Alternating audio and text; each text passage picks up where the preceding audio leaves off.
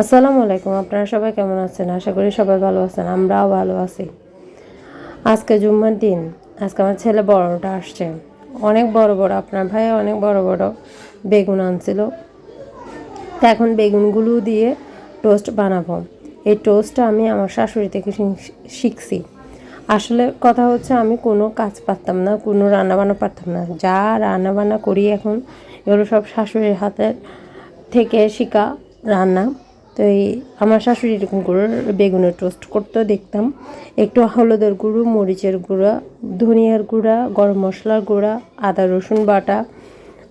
রসুন বাটা দিছি। তারপরে একটু সর্ষের তেল, তারপর সয়া সস সব কিছু দিয়ে মেজারমেন্ট করে সুন্দর করে কতক্ষণ 10-20 মিনিটের মতো একটু রেস্টে দিছি। রেস্টে দেওয়ার পরে এরকম প্যানে তেলগুলো গরম করে আস্তে আস্তে করে সবগুলো একটা একটা করে বসাই দিছি।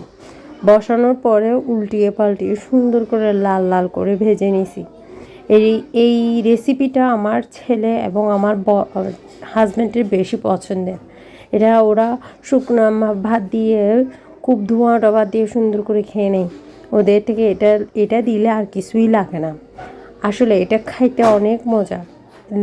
সব কিছু পারফেক্ট মতো আন্দাজ মতো দিয়ে করলো খুবই মজা। আর এরকম বেগুন দিয়ে বেশিরভাগ এরকম টোস্ট আর ভর্তায় খাওয়া হয়, মজা হয়, খুবই মজা হয়। একবার হলে ট্রাই করে দেখবেন। আর কে কীরকম করে বানান আমাকে শেয়ার করবেন।